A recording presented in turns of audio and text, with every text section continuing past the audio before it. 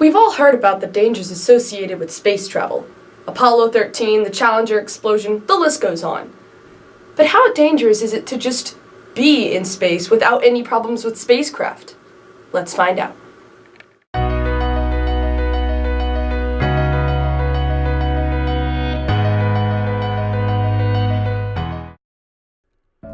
Space, the final frontier. Over the years, we've worked hard to discover more about this galactic frontier, sending what seems to be countless humans and machines into the vast unknown to collect data and learn more. From the earliest cosmonauts and the first astronauts to travel to the moon, to more recent scientists using the most modern technology. Space is continuing to prove itself to be an incredible and extraordinary place. But what dangers are there to this type of travel? We go now to Jessica.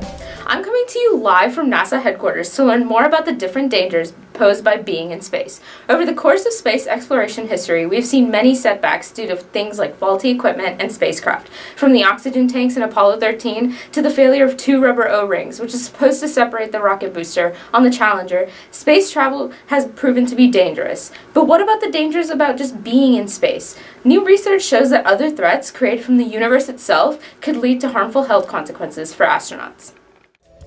Space has been known for years to impact human health, like making an individual taller over time, but also includes harmful effects such as bone density loss, muscle weakening, changes in circadian rhythm and mood, and new to the list, gastrointestinal cancer.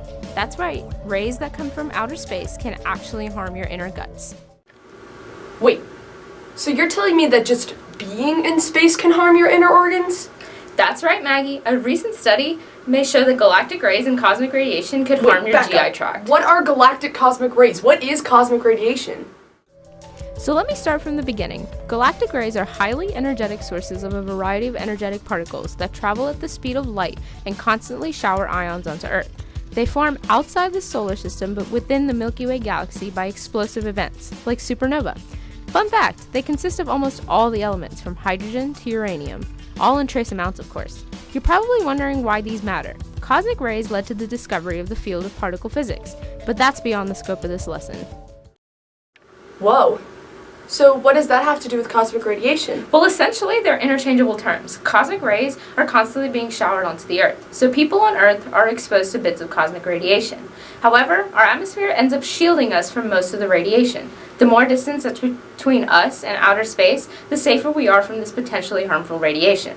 In space, however, astronauts are exposed to heavy ion cosmic radiation, which is composed of iron and silicon. There's this new study that's talking about the harms of exposure to cosmic radiation. I saw that too! Researchers at Georgetown University Medical Center used the intestinal tracts of mice. These mice were exposed to a low dose of ion radiation and were compared against mice exposed to gamma rays and mice exposed to nothing. What's not so amazing is that the scientists found that the intestinal cells in the group of mice that were exposed to this heavy ion radiation were not able to absorb nutrients, and cancerous tissue growth occurred. Exactly. A low dose of radiation was used, but that doesn't change the results, which is permanent damage to the GI tracts of these mice. Yikes. Yikes is right, Maggie, but that's not all. It was also discovered that the radiation caused DNA damage, which increased the number of deteriorating cells present in the body, which basically cause a bunch of different reactions and end up slowing down GI function, which is not good. Wait, so does that lead to death?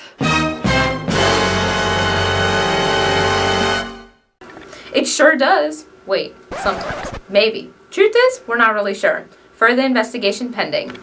The shielding technology that we have today makes it difficult to protect astronauts from the heavy ion radiation, and there's still no medicine that can counteract the effects of this radiation. So the real question is, should we keep sending people into space? Let us know what you think. For now, that's all on The Rocket. See you guys soon.